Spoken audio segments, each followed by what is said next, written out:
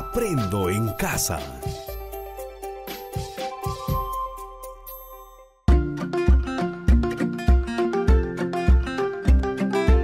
Queridos estudiantes, los invitamos a participar en el desarrollo de las sesiones de aprendizaje que hemos preparado para ustedes. Aprendo en casa.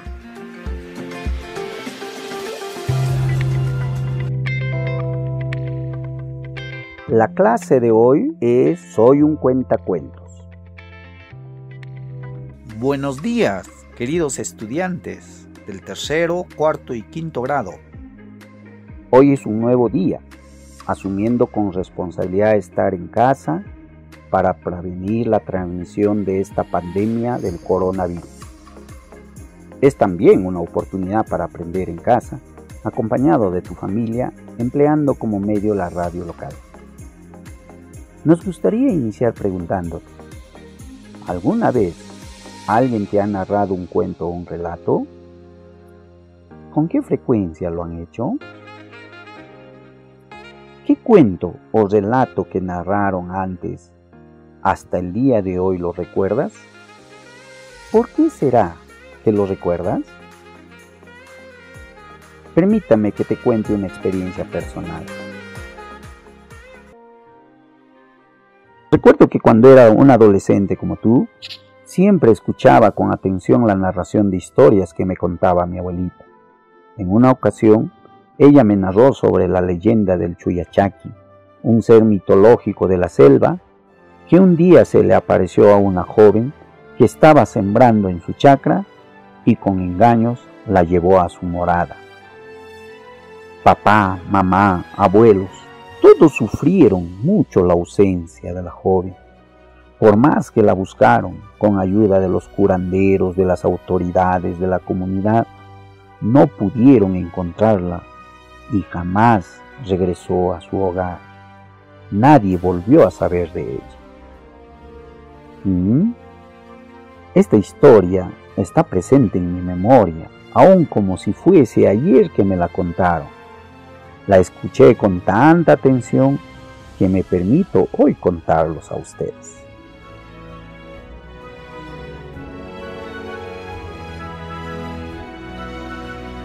Ahora dialoguemos. ¿Por qué crees que esta historia quedó en mi memoria? ¿De qué forma habrá sido narrada para que llamara mucho mi atención? La respuesta a estas preguntas los encontré con el tiempo durante mis estudios en la universidad. El secreto está en saber contar y o narrar las historias. ¿Recuerdas algunos amigos que tenían esa habilidad? ¿En tu aula? ¿En tu barrio? No solo para narrar historias, sino también para contar chistes, adivinanzas, etc. Son habilidades que las personas van desarrollando a través de la experiencia. En esta oportunidad te vamos a invitar a escuchar el relato de una leyenda amazónica titulado El Fuego. Este relato es narrado por un cuentacuentos. Si lo escuchas con atención, podrás identificar detalles de cómo lo hace: estilo de voz, entonación de las palabras, velocidad, pausas, entre otros. Terminado de escuchar, podrás tú seleccionar un relato similar para que luego te conviertas también en un cuentacuentos y los narres a los miembros de tu familia que ahora están reunidos en casa. Lo debes hacer de tal manera que quienes te escuchen queden fascinados con la historia. Este será el reto de tu aprendizaje el día de hoy. Narrar un relato haciendo uso de esos recursos verbales y paraverbales que hemos mencionado en antes.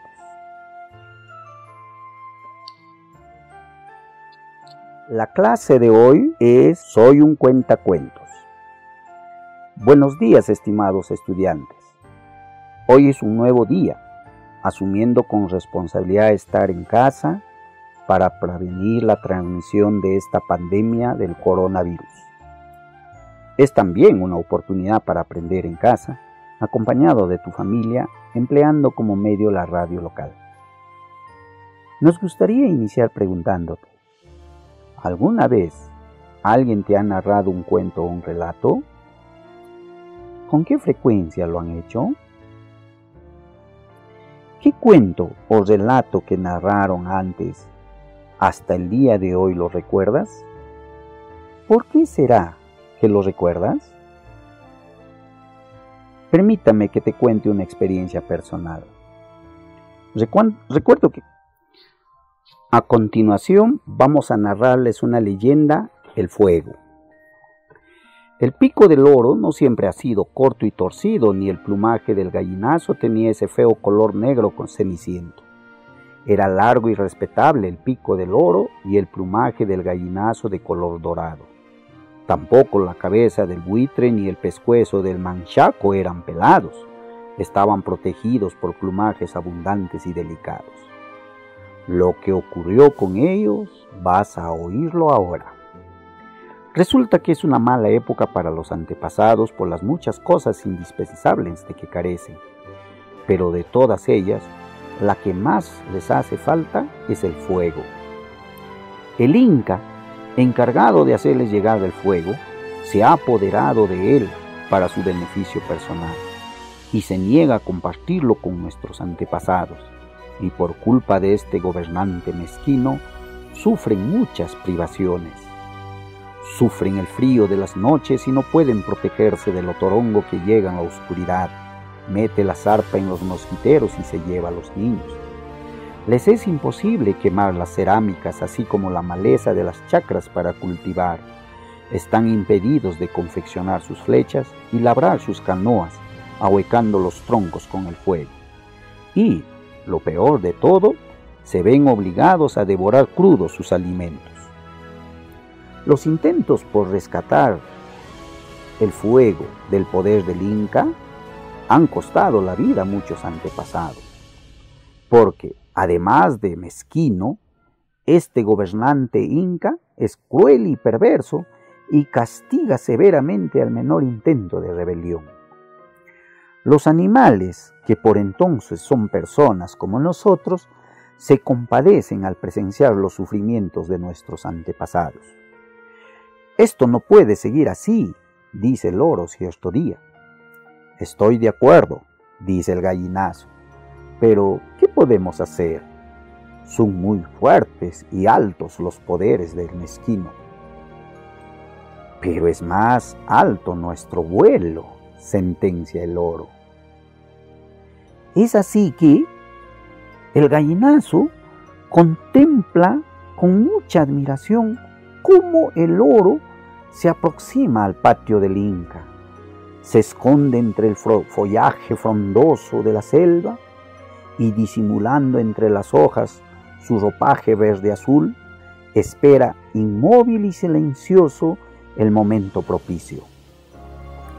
En el patio, la mujer del Inca se encuentra apartando el fogón de la hojarasca caída de los árboles y el Inca vigila el fuego para evitar que se extinga.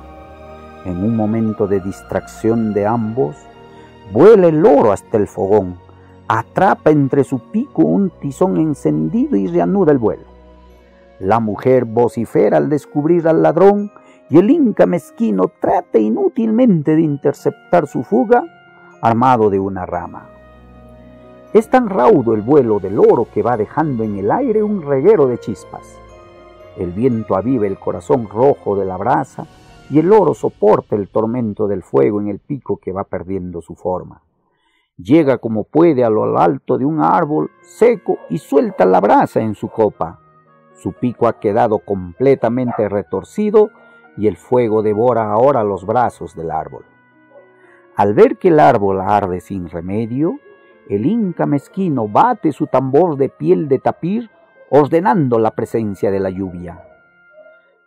Esta, que dormita en su mosquitero de nubes, despierta el llamado del tambor y baja a ponerse a órdenes del gobernante. «Acaba con esa candela», le ordena el inco mezquino, y la lluvia se precipita sobre el árbol encendido a cumplir el mandato del amo.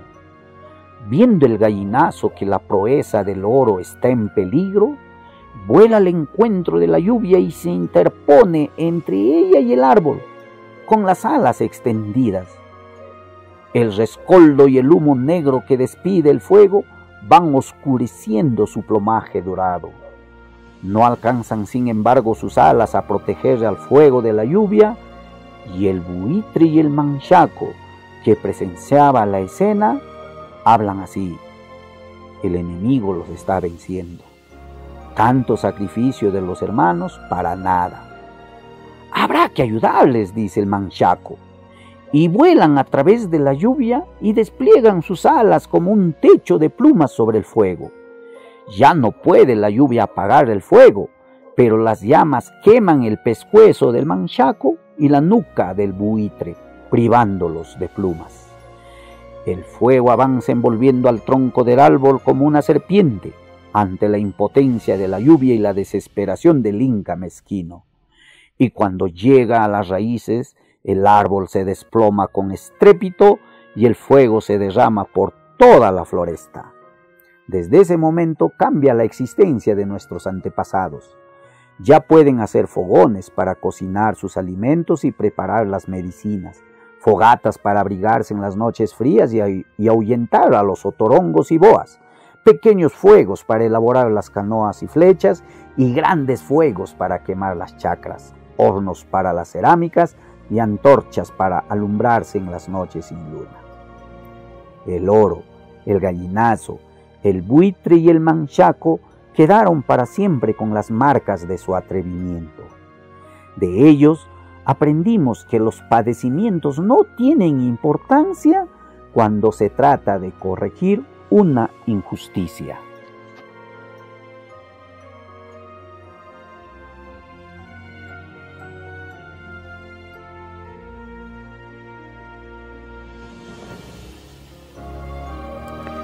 Bien, terminado de escuchar esta hermosa leyenda, les invito a pasar a otro momento importante. Habíamos hablado de lo que tenemos que hacer antes de escuchar y durante la escucha. Pero, ¿qué debemos hacer después? Luego de haber escuchado con atención este relato y haber tomado nota en tu cuaderno de los hechos que más llamaron tu atención, ya podemos dialogar acerca de la lectura. Por ejemplo, ¿podrías decirme cómo fue narrada la historia por el cuentacuentos? Recuerda, cuentacuentos es una persona que narra oralmente cuentos, relatos, historias. Para ello, hace uso de varios recursos. Uno de ellos son los recursos verbales, que es el lenguaje oral, ¿no? La forma como expresa los cuentos. Otro recurso que utiliza son los no verbales. Entre ellos están los gestos, movimientos corporales, su creatividad al narrar la historia ante un público determinado. Y también utiliza recursos paraverbales, como la entonación e inflexiones de la voz, distancias, velocidad a la que habla, pausas que debe realizar.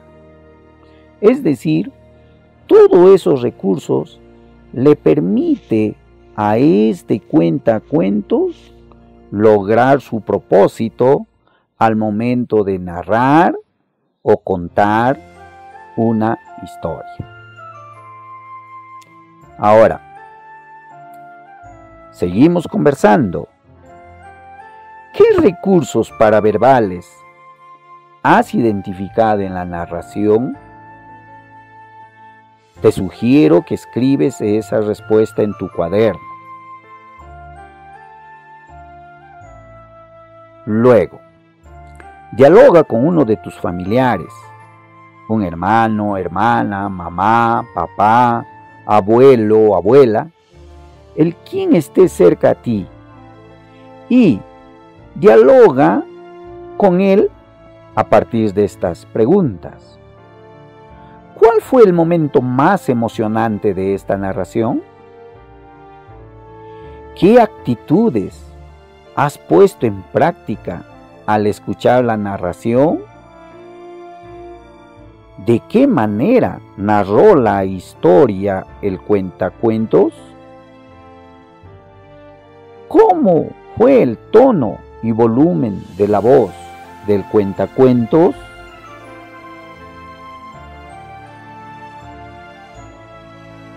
Es tu turno ser un o una cuentacuentos. Para ello, toma nota de lo que te diré. Selecciona un relato que sea parte de tu tradición oral. Escríbelo en tu cuaderno y ensaya haciendo uso de los diversos recursos que hoy has aprendido. Los recursos verbales, que es tu lenguaje oral que expresas en tu voz.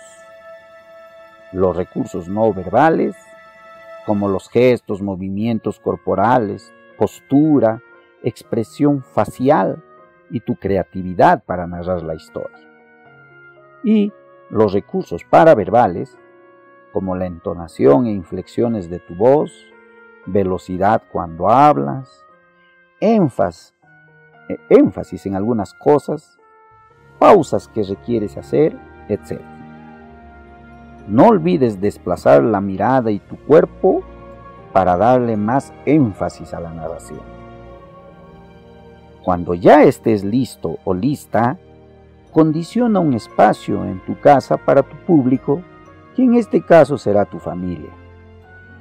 Reúneles, invítales y nárrales la historia que has seleccionado con tus propias palabras y con tu creatividad. Te recomiendo usar elementos como una vestimenta o un sombrero, entre otros, que ayuden a enfatizar el relato. Una vez que hayas cumplido el reto, escribe tu experiencia como cuentacuentos en tu cuaderno y desarrolla las siguientes preguntas que te van a ayudar para tu registro. ¿Qué pasos seguiste para cumplir el reto? ¿Qué recursos no verbales y paraverbales has usado mientras narrabas? ¿Cómo te has sentido al momento de narrar? Después de ello, recoge la opinión de tu familia acerca de cómo fue tu desenvolvimiento como un cuentacuentos. Pregúntales y registra sus respuestas en tu cuaderno. Entre esas preguntas, formula algo como: ¿te gustó la forma como narré la historia? ¿Por qué? ¿Qué sugerencias me harías para seguir mejorando como un cuentacuentos?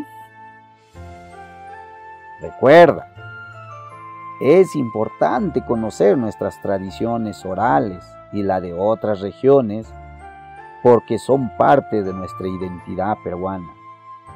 Una forma de valorarlas es transmitiéndola como tú lo hiciste esta vez.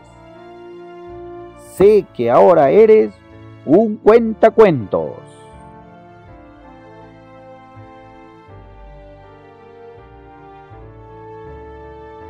Hasta nuestro próximo encuentro. Y recuerda, querido amigo estudiante, seguir en casa como el único medio de combatir a este enemigo en común que en estas épocas nos viene azotando. el COVID-19. Muchas gracias.